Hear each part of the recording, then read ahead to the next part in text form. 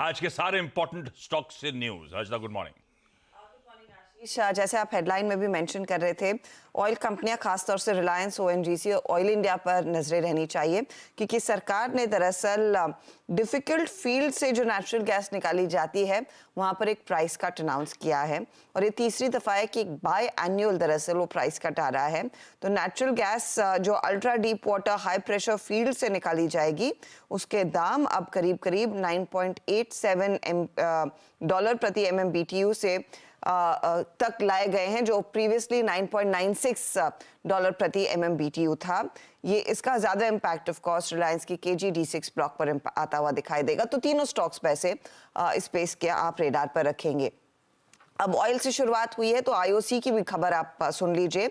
IOC ने Panasonic group के साथ एक JV अनाउंस किया है, जहां पर दोनों एंटिटीज मिलकर cylindrical lithium ion batteries produce करती हुई दिखाई देगी। वो बड़ी मैन्युफैक्चरिंग फैसिलिटी लगाने की तैयारी यहाँ पर हो रही है। आगे डिटेल्स आएंगे कि किस तरह का इन्वेस्टमेंट होता दिखाई दे रहा है, लेकिन ये भी एक खबर है जिस पर आपकी नजरें होनी चाहिए। अब फार्मा कंपनी में लुपिन की तरफ से एक अपडेट आया है कि US FDA ने इनको अप्रूवल दे दिया है जेनरिक एप्टियम के लिए, जो इनकी पीथमपुर फैसिलिटी में बनाई जाएगी। ये एक एक्सक्लूसिविटी कॉन्ट्रैक्ट रहेगा 180 दिनों का। इस दवा को सीजर्स के लिए इस्तेमाल किया जाता है। एस्टिमेटेड सेल्स जो है वो $350 मिलियन के आसपास आकी जा रही है। तो एक साइजेबल ड्रग है और उसके लिए अप्रूवल मिल गया है US FDA की तरफ से। हिंदुस्तान एरोनॉटिक्स के लिए कॉन्ट्रैक्ट साइन किया गया है कोची शिपयार्ड के साथ। 1173 करोड़ का ये कॉन्ट्रैक्ट है, जिसके तहत इनको दरअसल LM-2500 गैस टर्बाइंस और GT ऑक्सिलरीज प्रोवाइड करनी है और साथ ही साथ नेवी की जो next generation missile vessel project है जिस पर कोची शिपयार्ड काम कर रहा है, उसके लिए भी कुछ टूल्स या इक्विपमेंट सप्लाई करना है। तो उस लिहाज से दोनों कोची शिपयार्ड और हाल आप रेडार पर रखेंगे।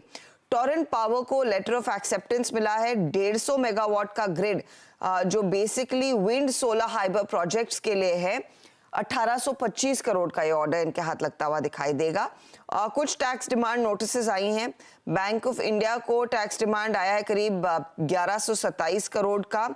ये 16 से 17 वाले कैलेंडर ईयर के लिए है या फिर फिस्कल ईयर के लिए है। IT डिपार्टमेंट की तरफ से ऐसे अपडेट्स आते हुए। और एक PNC इंफ्रा के लिए खबर है कि NHAI के साथ एक सेटलमेंट हुआ है, उस लिहाज से पेमेंट इनके हाथ लगता हुआ करीब 250 करोड़ का। कई सारी डेवलपमेंट्स है दरअसल आज के लिए जिस पर आपकी नजरें होनी चाहिए। ये रखिए ये सब स्टॉक्स रडार पे। आपने एक स्टॉक न्यूज देखी थी, इन्फोसिस। यस भाई साहब, मैसिव। आज रखिए उस स्टॉक को अपने रडार पे। Under section 250 and 254 of the income tax act 1961, income tax department government of India assessment order 2007-2008 से लेकर 2015-16, 17-18, 18-19 इस पीरियड के लिए। और as per the orders 6329 crore रुपए का रिफंड। क्या बात है। मैंने 4 बार खोला नहीं देखा, मैं परेशान। मैंने कहा ये सही है कि नहीं है।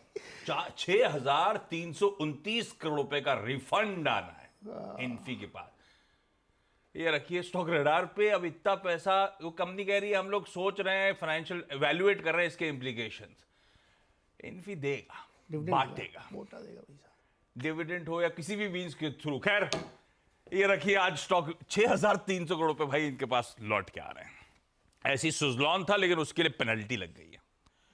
पेनल्टी तो कंटेस्ट होंगी, ये इन्फोसिस रिफंड इंपॉर्टेंट, लेकिन 260 करोड़ रुपए की सुजलॉन पे पेनल्टी है जो सर्किट से सर्किट चल रहा था पिछले कुछ दिनों से। खैर बहुत इंटरेस्टिंग, हम लोग सीधा सौदा में और लेकर आएंगे। क्विकली छोटा सा ब्रेक का समय हो गया है। ब्रेक के उस पार जब लौट के आएंगे आज का बेहद इंटरेस्टिंग, क्योंकि फाइनेंशियल ईयर की शुरुआत हो रही है, आज का इवेंट्स कैलेंडर और प्लस कमोडिटी स्ट्रैटेजीज।